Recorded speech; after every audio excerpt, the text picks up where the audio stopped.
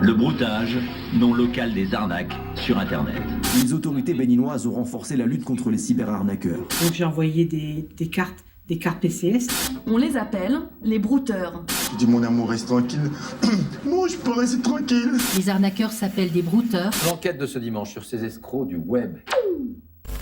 Coupon PCS, sextorsion, format, bara, ces termes ne vous disent peut-être rien pour l'instant, mais ils pourraient vous concerner si vous utilisez Internet au quotidien, ce qui était le cas d'environ 5,3 milliards de personnes en 2022. Bonjour et bienvenue dans cette vidéo où je vais vous parler du phénomène des brouteurs sur Internet. Nous allons voir qui sont-ils, de quelle manière ils procèdent afin de mener à bien leurs escroqueries, le vocabulaire qu'ils utilisent et comment ne pas tomber dans le panneau. Brouteur, escroc 2.0, c'est maintenant.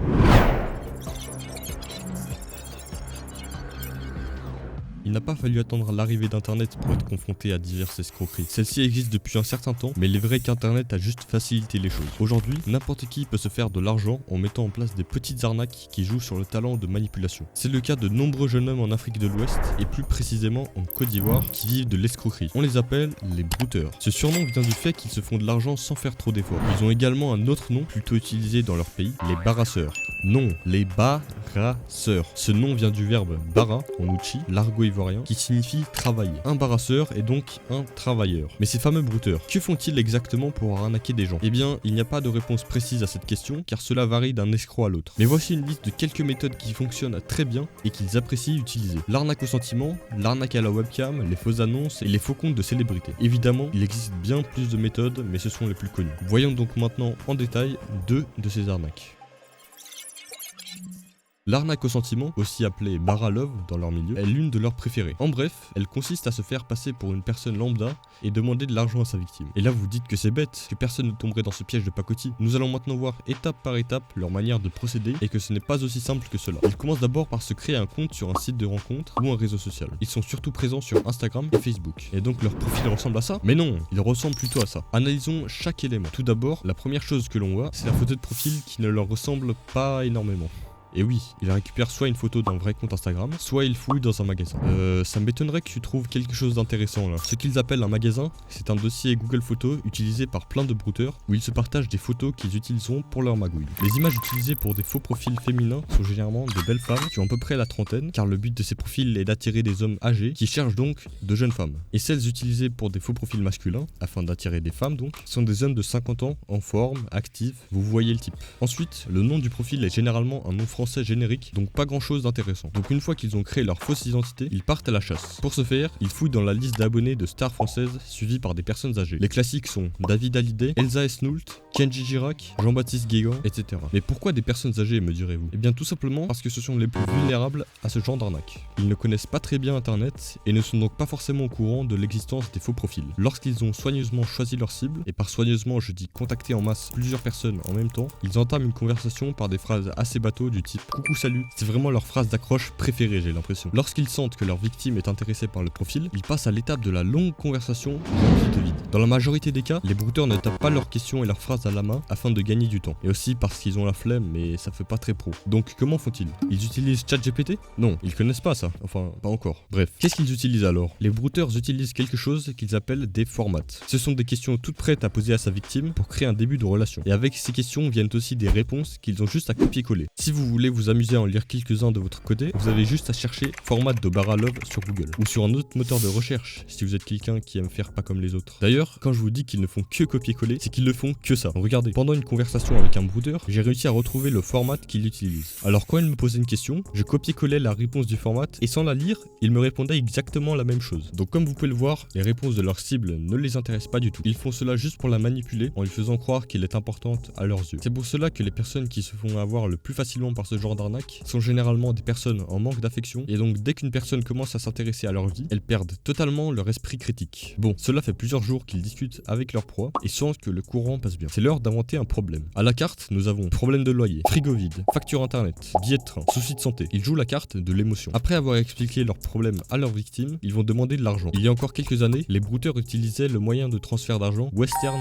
Union. Le système est assez simple. La victime se rend dans une agence, dit les coordonnées données par l'escroc, nom, prénom, pays, code postal et donne la somme demandée à l'agent. Le brouteur se rend alors également dans une agence et peut retirer son butin grâce au numéro de transfert, aussi appelé code MTCN, transmis par sa cible. Mais juste avant, je vous ai dit que la victime doit donner les coordonnées de l'escroc. Alors, comment ça se fait qu'elles ne comprennent pas qu'elle envoie de l'argent en Côte d'Ivoire à une personne qui n'a absolument pas le même nom que le profil de leur grand amour? Tout simplement parce qu'elle a justement le même nom. Et oui, les brouteurs ne donnent jamais leur vraie identité à leurs clients. Et pour pouvoir retirer l'argent, ils se rendent dans une agence où ils connaissent un employé corrompu qui peut leur donner de l'argent sans faire de vérification d'identité. Et l'avantage, c'est que Richard a des alliés dans la place, la guichetière et le gardien. Alors que la guichetière devrait en principe exiger une pièce d'identité avec le nom du destinataire, elle lui donne les billets sans aucune vérification.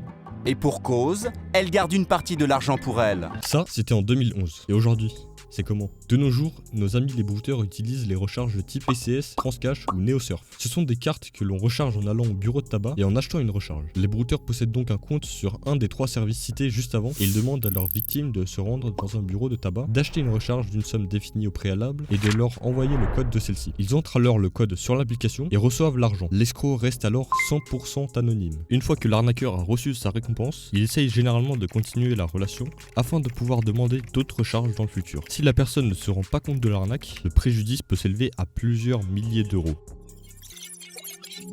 Pour commencer, vous pouvez essayer de faire une recherche inversée de la photo de profil du brouteur sur des services tels que Google Images, Yandex ou TinyEye. Ceci vous permettra de voir si les images postées par la personne qui vous contacte sont déjà présentes sur d'autres sites ou si elles sont uniques. Ensuite, l'orthographe des brouteurs est très mauvaise. Par exemple, ils mettent souvent des verbes à l'infinitif, que faire-tu de beau, ou alors ils oublient des accents, abusent des points d'interrogation, etc. Et pour finir, n'envoyez jamais de l'argent à une personne que vous n'avez jamais vue en vrai.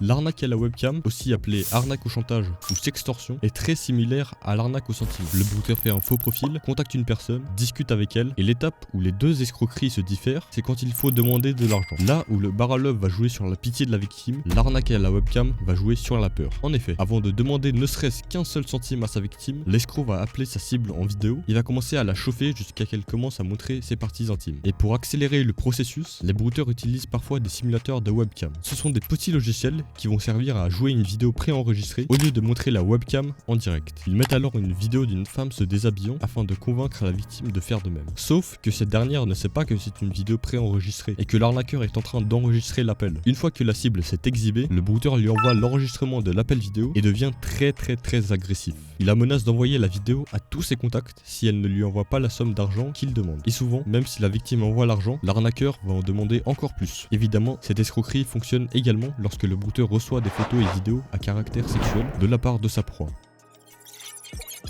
Les conseils restent pareils que pour l'arnaque au sentiment, vu que ces deux arnaques se ressemblent fortement. Je rajouterai juste qu'il ne faudrait jamais montrer ses parties intimes à un inconnu sur internet. Mais avec l'explosion de l'intelligence artificielle et la propagation de logiciels de deepfake, donc ces fameux programmes qui permettent de remplacer le visage d'une personne sur une vidéo par un autre, vous pourriez être victime de ce chantage même si vous avez juste montré votre visage. Alors si cela vous arrive, bloquez le brouteur, mettez votre profil en privé et prévenez tous vos contacts que dans le cas où ils reçoivent une vidéo d'un inconnu, de ne pas l'ouvrir. Comme je vous l'ai dit au début de cette vidéo, il existe énormément d'arnaques différentes, mais afin d'éviter de la transformer en guide du brouteur pour les nuls, je vous en ai parlé que 2 en détail. Je vais maintenant vous parler encore de 2 arnaques très répandues, mais cette fois-ci, ce sera très bref. Les fausses convocations au tribunal. Vous avez sûrement déjà reçu un mail avec une pièce jointe qui ressemble à celle-là. Une convocation au tribunal car vous avez été pris en flagrant délit en train de faire des choses spéciales. Vous voyez plein de logos de la police, d'Interpol, du gouvernement, tout pour vous faire peur. Mais bon, les forces de l'ordre vous laissent une dernière chance si vous leur envoyez une somme par coupon PCS. Ça me rappelle quelque chose. Donc évidemment, vous pouvez ignorer ce genre de mail. En cas de doute, contactez le tribunal pour quand même vérifier.